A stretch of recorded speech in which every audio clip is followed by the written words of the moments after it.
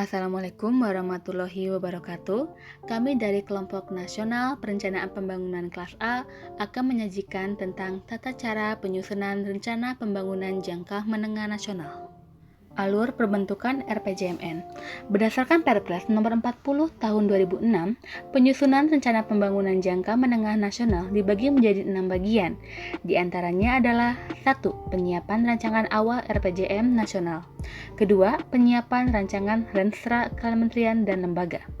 Ketiga, penyusunan rancangan RPJM nasional dengan menggunakan rancangan rencana strategi Kementerian dan Lembaga. Keempat, pelaksanaan musrembang jangka menengah nasional. Kelima, penyusunan rancangan akhir RPJM nasional. Dan keenam, penetapan RPJM nasional. Terdapat 4 sumber yang dijadikan bahan dalam perencanaan teknokratik RPJMN, diantaranya adalah 1. Aspirasi masyarakat. Kedua, RPJPN tahun berlaku. Ketiga, background study, yaitu studi yang berlangsung di lapangan. Dan keempatnya adalah hasil evaluasi RPJMN berjalan. Pelaksanaan penyusunan RPJMN dilakukan dari tahun terakhir RPJMN berjalan hingga 3 bulan setelah pelantikan Presiden dan Wakil Presiden yang baru. Pihak yang terlibat dalam penyusunan RPJMN diantaranya adalah 1. Presiden dan Wakil Presiden. Kedua, Kementerian Perencanaan Pembangunan Nasional. Ketiga, Kementerian atau Lembaga. Keempat, Legislatif atau DPR. Kelima, NGO atau singkatan dari Non-Government Organization. Keenam, media. 7. Pengusaha. 8. Masyarakat. 9. Akademisi dan 10. Konsultan. Rancangan Teknokratik RPJMN. Penyusunan rancangan teknokratik RPJMN dilakukan dengan menggunakan metode dan kerangka pikir logis untuk menganalisis kondisi objektif dengan mempertimbangkan beberapa skenario pembangunan selama periode rencana berikutnya. Penyusunan rancangan teknokratik RPJMN dilakukan dengan mempertimbangkan RPJPN tahun 2005 hingga tahun 2025, hasil kajian pendahuluan, hasil evaluasi dan aspirasi masyarakat. Penjaringan aspirasi masyarakat dilakukan melalui pertemuan dengan para pemangku kepentingan atau stakeholder, antara lain para pakar, tokoh politik, dan tokoh masyarakat. Rancangan awal RPJMN disiapkan pada tahun terakhir RPJMN berjalan. Mengacu pada RPJPN, visi misi program presiden terpilih, rancangan teknokratik, serta aspirasi masyarakat. Rancangan awal RPJMN memuat kebijakan umum, strategi pembangunan, dan program prioritas presiden, serta kerangka ekonomi makro. Program prioritas presiden dijabarkan ke dalam isu strategis yang bersifat lintas kementerian lembaga dan kewilayahan yang dilengkapi dengan indikasi sasaran nasional. Rancangan awal RPJMN disampaikan kepada Presiden untuk disepakati dalam sidang kabinet dan menjadi pedoman atau acuan penyusunan rancangan Renstra KL. Rancangan Renstra KL.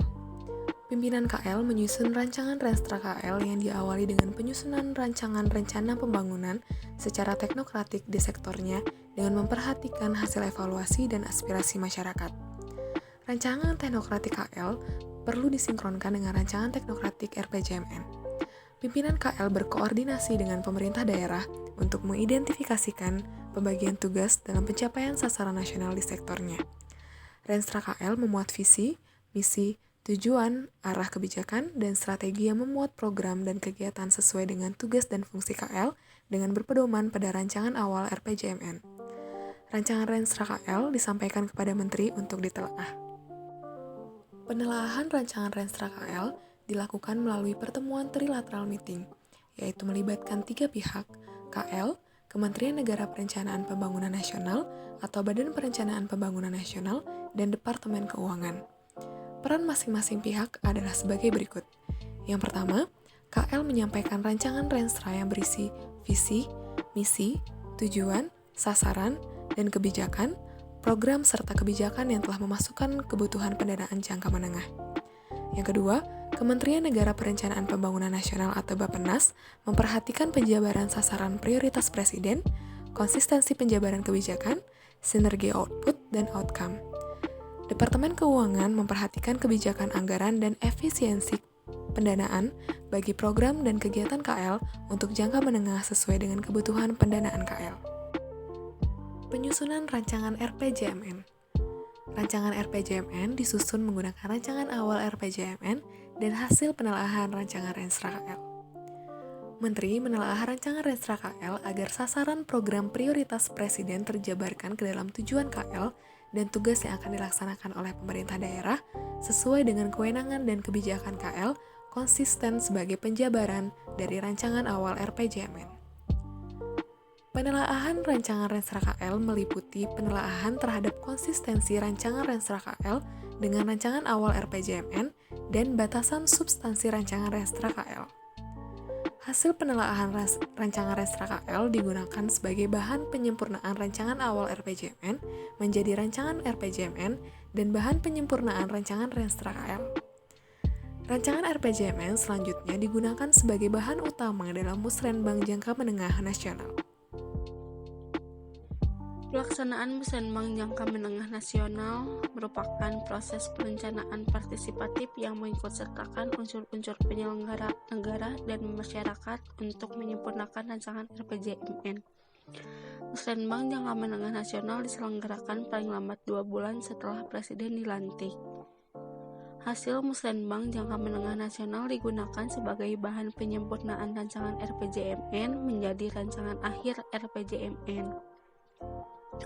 Ketentuan lebih lanjut mengenai tata cara Musrenbang Jangka Menengah Nasional akan diatur lebih lanjut dengan petunjuk pelaksanaan Musrenbang Jangka Menengah Nasional yang ditetapkan oleh Sekretaris Kementerian Perencanaan Pembangunan Nasional atau Sekretaris Utama Badan Perencana Pembangunan Nasional. Rancangan akhir RPJMN disusun berdasarkan hasil Musrenbang Jangka Menengah Nasional. Tim penyusun RPJMN menyampaikan rancangan akhir RPJMN kepada Menteri Perencanaan paling lambat 3 minggu setelah Musrenbang Jangka Menengah Nasional. Rancangan akhir RPJMN dibahas dalam sidang kabinet untuk penyempurnaan. Rancangan akhir RPJMN yang telah disempurnakan ditetapkan menjadi RPJMN dengan peraturan Presiden. Rancangan akhir RPJMN ditetapkan paling lambat 3 bulan setelah Presiden dilantik.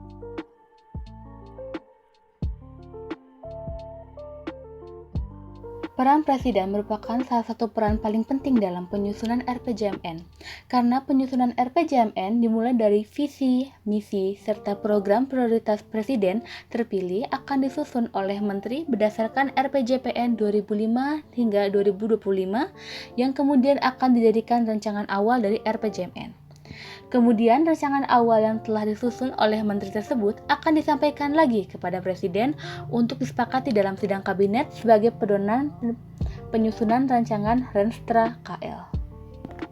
Kementerian Perencanaan Pembangunan Nasional atau juga dikenal sebagai Kementerian PPN atau juga dikenal lagi sebagai Bappenas bertugas sebagai badan pengatur pembentukan Rencana Pembangunan Jangka Menengah Nasional dari tahun akhir RPJMN berjalan hingga RPJMN baru terbentuk. Kementerian PPN memiliki peran yang fundamental dalam setiap proses penyusunan RPJMN, mulai dari rancangan teknokratik RPJMN sampai dengan pengesahan RPJMN yang baru. Dalam pelaksanaannya, Kementerian PPN dibantu oleh akademisi dan konsultan yang memberikan kerangka berpikir ilmiah dalam penyusunan rencana RPJMN. Seperti halnya Kementerian PPN, kementerian lembaga memiliki peranan yang penting dalam perencanaan RPJMN. Pimpinan kementerian lembaga menyusun rancangan Renstra KL yang memuat visi, misi, tujuan, strategi, kebijakan, serta program dan kegiatan pokok sesuai dengan tugas dan fungsi lembaga dengan berpedoman pada rancangan awal RPJM nasional dalam mewujudkan sasaran nasional. Pimpinan kementerian lembaga membagi tugas yang akan dilaksanakan oleh kementerian lembaga dan oleh pemerintah daerah sesuai indikasi pembagian tugas. Selain itu juga, kementerian lembaga berkoordinasi dengan Kementerian PPN atau Bappenas terkait rangkaian penyusunan RPJMN dan Renstra KL. DPR memiliki peran utama yang dikatakan penting dalam penyusunan RPJMN, yaitu menampung aspirasi di awal juga ikut serta dalam pelaksanaan Musrenbang untuk menyampaikan aspirasi dari masyarakat tersebut. Adapun di rancangan awal, kerancangan seperti Bapeda membahas tentang arah kebijakan tersebut, namun nota hanya kesepakatan saja, begitupun Musrenbang. NGO atau disebut dengan Non-Government Organization atau juga sering dikenal dengan LSM atau Lembaga Swadaya Masyarakat merupakan organisasi nirlaba yang tidak terkait dengan pemerintahan. Kontribusi NGO kepada negara cukup besar berdasarkan dari peran dan cakupan NGO itu sendiri, seperti pendidikan masyarakat dan pengembangan kesehatan, ekonomi, lingkungan, dan bidang lainnya. Dalam perencanaan RPJMN, NGO dapat berperan sebagai pihak yang memfasilitasi perencanaan bottom-up, menampung aspirasi langsung dari masyarakat, dan top-down, menyampaikan kebijakan pemerintah secara informatif kepada masyarakat, dan menyampaikan aspirasi tersebut dalam pelaksanaan musrenbang. Peran media dalam penyusunan RPJMN yaitu mencari informasi terkini terkait isu-isu yang sedang hangat dalam perencanaan pembangunan. Informasi bisa didapatkan melalui pemerintah atau di luar pemerintah seperti konsultan atau peneliti. Setelah media mendapatkan atau mengumpulkan informasi tersebut, media menyebarluaskannya kepada masyarakat karena media sebagai alat untuk mempublikasikan atau mendokumentasikan berbagai hal yang perlu disebarluaskan. Seperti halnya bahwa media berperan penting dalam perencanaan pembangunan untuk mencari dan memberikan informasi-informasi kepada masyarakat. Selain itu, media juga dapat hadir dalam acara-acara yang berkaitan dengan perencanaan seperti musrenbang dan meliputi berbagai kegiatan yang terlaksana di dalamnya. Di sini peran media dapat memberikan seputar pertanyaan-pertanyaan yang berkaitan dengan perencanaan pembangunan. Oleh sebab itu, media sangat berperan penting bagi masyarakat dalam memberikan informasi dan dokumentasi terhadap berjalannya perencanaan pembangunan tersebut. Peran masyarakat dalam perencanaan pembangunan nasional yaitu masyarakat mempunyai hak untuk terlibat dan memberikan masukan untuk mengambil keputusan. Dalam rangka memenuhi hak-hak dasarnya, salah satunya melalui proses musrenbang. Keikutsertaan atau keterlibatan serta tokoh masyarakat, adat, agama, dan perwakilan kelompok-kelompok masyarakat dalam kegiatan musyawarah perencanaan pembangunan guna penggalian gagasan dan aspirasi masyarakat untuk penyusunan RPJMN. Partisipasi masyarakat dalam perencanaan pembangunan memang sangat penting guna menentukan arah pembangunan yang sesuai dengan kebutuhan masyarakat sekitar. Keberhasilan pelaksanaan pembangunan masyarakat sangat bergantung kepada peranan pemerintah dan masyarakat. Keduanya harus mampu menciptakan sinergi tanpa melibatkan masyarakat. Pemerintah tidak akan dapat mencapai hasil pembangunan secara optimal selain memerlukan keterlibatan masyarakat. Pembangunan juga membutuhkan strategi yang tepat agar dapat lebih efisien dan segi pembiayaan dan efektif dari segi hasil. Pemilihan strategi pembangunan ini penting karena akan menentukan di mana peran pemerintah dan di mana peran masyarakat sehingga kedua pihak mampu berperan secara optimal dan sinergis. Keterlibatan masyarakat luas merupakan salah satu kunci yang sangat penting dalam keberhasilan pembangunan. Dengan keterlibatan masyarakat ke dalam proses pembangunan, maka pemerintah tidak lagi menerapkan sistem pembangunan yang top-down, namun akan menerapkan sistem bottom-up, di mana usulan yang berasal dari masyarakat akan menjadi masukan penting dalam upaya pembangunan daerah. Peran masyarakat itu menyampaikan aspirasi mengenai masalah-masalah pembangunan yang terjadi di lingkungan sekitar, menciptakan interaksi sosial, ekonomi, serta politik. Saat ini pengusaha terutama swasta memiliki peran yang penting dalam penyusunan RPJMN. Pemerintah telah menetapkan target-target pembangunan jangka menengah yang memerlukan biaya. Dalam bentuk pembiayaan itu, pemerintah akan melibatkan pengusaha swasta yang berperan sebagai sektor pembiayaan pembangunan. Jadi, dana yang akan didapatkan untuk mencapai target-target pemerintah dapat didapatkan dari pengusaha swasta. Selain itu, pengusaha juga berperan sebagai stakeholder, di mana terdapat beberapa kebutuhan yang harus dipenuhi oleh pemerintah untuk keberlangsungan bisnisnya. Pengusaha perlu menyampaikan aspirasinya kepada pemerintah yang tertuang dalam RPJMN. Aspirasi tersebut dituangkan berdasarkan kebutuhan yang mereka butuhkan, seperti sumber daya, seperti infrastruktur, dan sebagainya, agar bisnis mereka berjalan terus lancar. Dalam menjalankan usahanya, perlu adanya kerjasama yang baik dengan pemerintah dan pengusaha swasta, di mana pemerintah sebagai pembentuk payung hukum untuk melindungi usaha mereka, di mana pemerintah membuat kebijakan untuk mempermudah mereka dalam melakukan usahanya, di mana pemerintah memfasilitasi para pengusaha untuk memudahkan usahanya. Hingga dengan begitu pengusaha akan terus bisa berekspansi.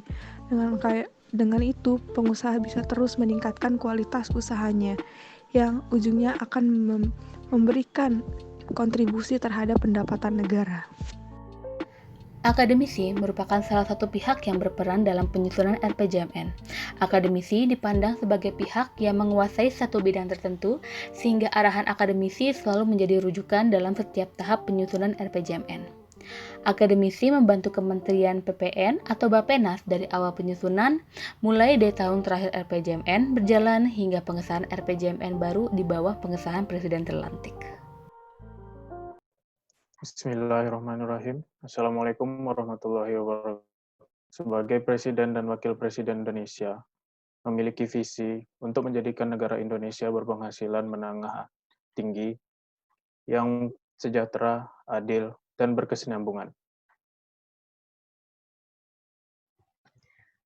Ya, melanjutkan dari Pak Presiden, saya selaku Wakil Presiden akan memaparkan misi-misi yang kami buat. Yang pertama, melanjutkan pembangunan infrastruktur menghubungkan kawasan industri kecil, ekonomi, pariwisata, persawahan, perkebunan, dan tambak perikanan. Yang kedua, pembangunan sumber daya manusia dengan menjamin kesehatan ibu hamil, kesehatan bayi, kesehatan balita, kesehatan anak usia sekolah, dan mengurangi stunting, kematian ibu, dan kematian bayi. Yang ketiga, mengundang investasi yang seluas-luasnya untuk membuka lapangan pekerjaan, memangkas hambatan investasi, perizinan yang lambat, dan pungli. Lalu yang keempat, mereformasikan birokrasi. Reformasi struktural agar lembaga semakin sederhana, semakin simpel, semakin lincah, mengubah mindset, kecepatan melayani, dan kecepatan memberikan izin.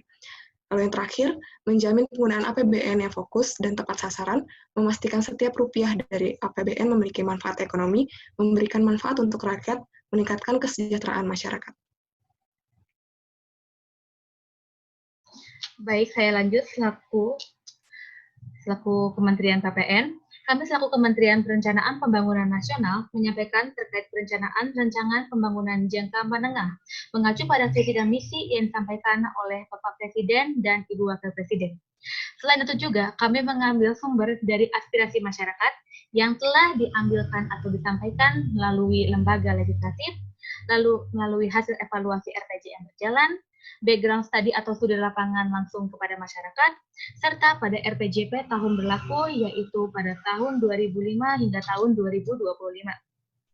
Tahap penyusunan untuk RPJM sendiri terbagi menjadi 5, yaitu 1. Rancangan awal RPJMN, 2. Rancangan rancangan kementerian dan lembaga, ketiganya rancangan RPJMN, keempatnya pelaksanaan musrenbang RPJMN, kelimanya rancangan akhir RPJMN, dan akan menghasilkan output yaitu RPJMN itu sendiri.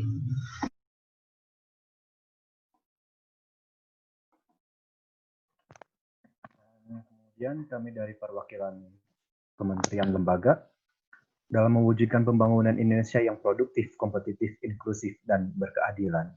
Untuk mendukung visi dan misi Presiden dan Wakil Presiden, yaitu Indonesia berpenghasilan menengah tinggi, yang sejahtera, adil, dan berkesinambungan. Untuk mewujudkan visi tersebut, maka saya perwakilan Kementerian Lembaga telah merangkai rancangan rencana strategis untuk membantu mewujudkan visi dan misi Presiden.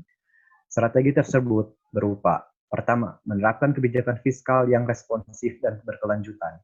Yang kedua, mencapai tingkat pendapatan negara yang tinggi melalui pelayanan prima serta pengawasan dan penegakan hukum yang efektif.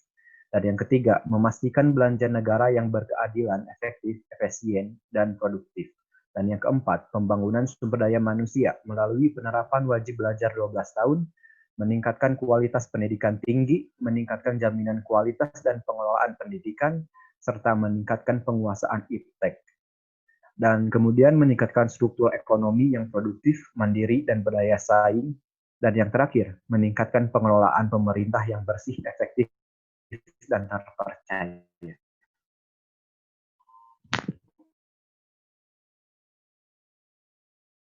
Oke, selanjutnya saya adalah perwakilan dari pengusaha yang ada di Indonesia. Tadi telah disebutkan oleh Bapak Presiden dan Ibu Wakil Presiden bahwasanya Indonesia itu memiliki visi Indonesia berpenghasilan menengah tinggi yang sejahtera, adil, dan berkesinambungan. Oke, saya selaku pengusaha di sini ingin menyampaikan aspirasi yang saya miliki dan teman-teman pengusaha miliki.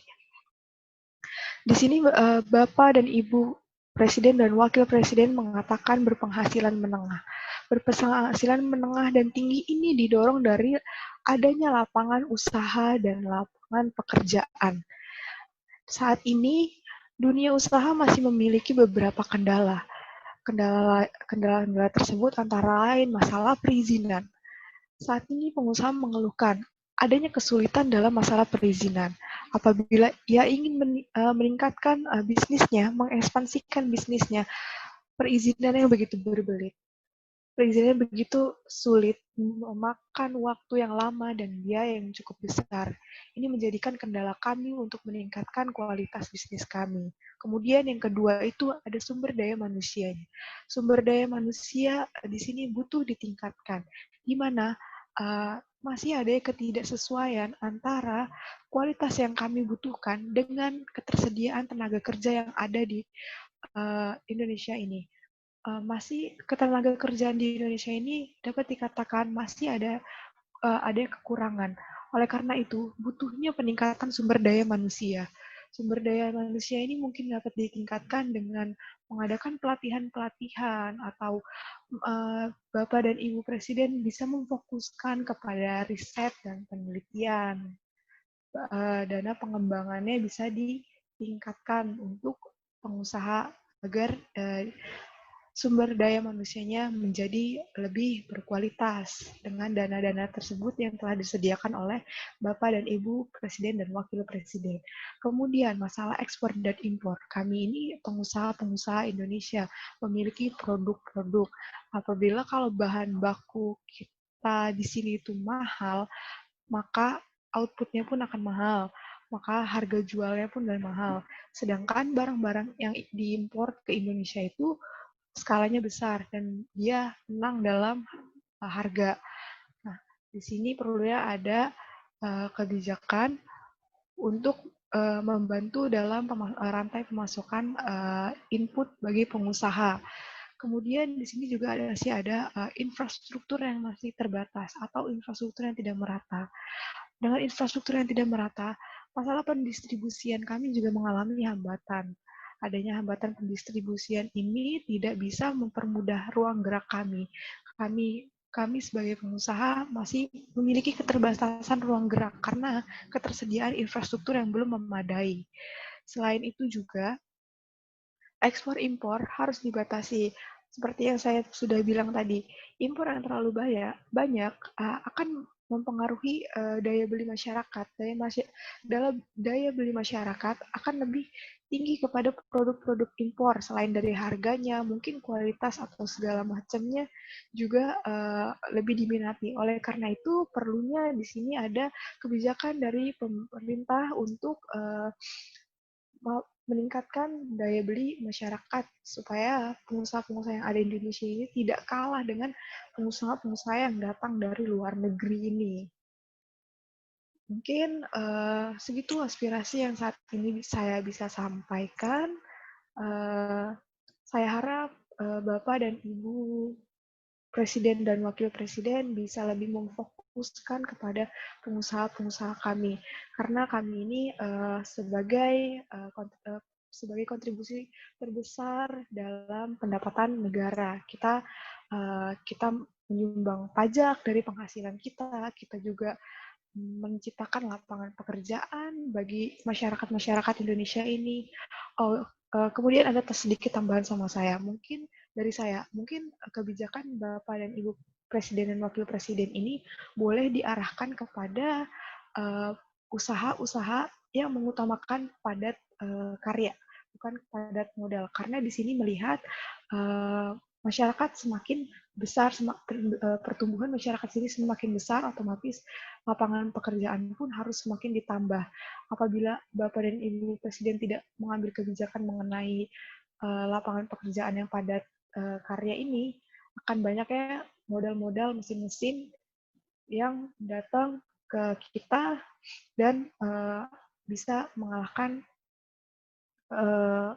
produksi-produksi kreatif padat karya gitu. Dan pengangguran akan bisa lebih meningkat apabila seperti itu. Baik, sekian dari saya sebagai perwakilan dari pengusaha. Mohon maaf apabila saya salah dalam menyampaikan atau kata yang tidak berkenan. Saya kembalikan.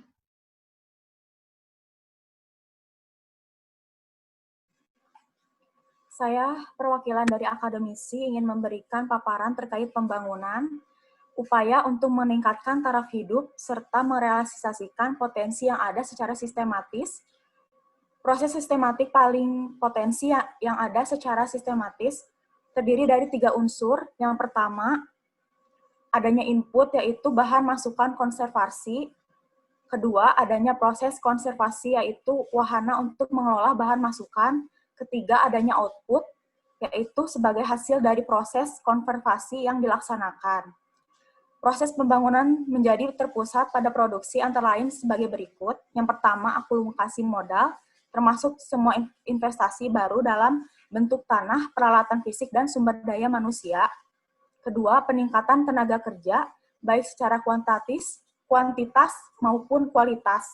Ketiga, kemajuan teknologi, yakni cara baru untuk menggantikan pekerjaan-pekerjaan yang bersifat tradisional. Mungkin segitu saja yang saya wakilkan dari akademisi. Terima kasih. Baik, saya Nazmi Aulia, perwakilan dari masyarakat, izin memberikan usulan terhadap visi misi yang ada di RPJMN. Usulan dari masyarakat yaitu agar lebih memperhatikan program peningkatan pertumbuhan ekonomi dan pemerataan pembangunan dalam program RPJMN. Karena keadaan sekarang masih terdapat banyak permasalahan, yaitu kurangnya lapangan pekerjaan, angka kemiskinan dan pengangguran yang terus meningkat, serta masih banyak pusat pelayanan kesehatan yang kurang memadai. Diharapkan pemerintah bisa mengatasi permasalahan tersebut. Sekian dari perwakilan masyarakat. Terima kasih. Baik, saya Sania, selaku moderator. Apakah dari rekan-rekan ada yang ingin bertanya atau menanggapi? Saya izin bertanya, boleh Bu Moderator? Silakan. Saya Sarahana dari beritaharian.com. Saya ingin bertanya terkait investasi yang tertera pada visi Presiden yang ketiga, yang berbunyi mengundang investasi yang seluas-luasnya untuk membuka lapangan pekerjaan, memangkas hambatan investasi, perizinan yang lambat, dan pungli. Pertanyaan saya, bagaimana sistem yang tepat dalam memangkas hambatan investasi yang selama ini kita ketahui bahwa hambatan utamanya yaitu masalah perizinan yang lambat? Apa langkah yang diterapkan sebagai strategi efektif dalam memperlancar arus investasi tersebut? Terima kasih.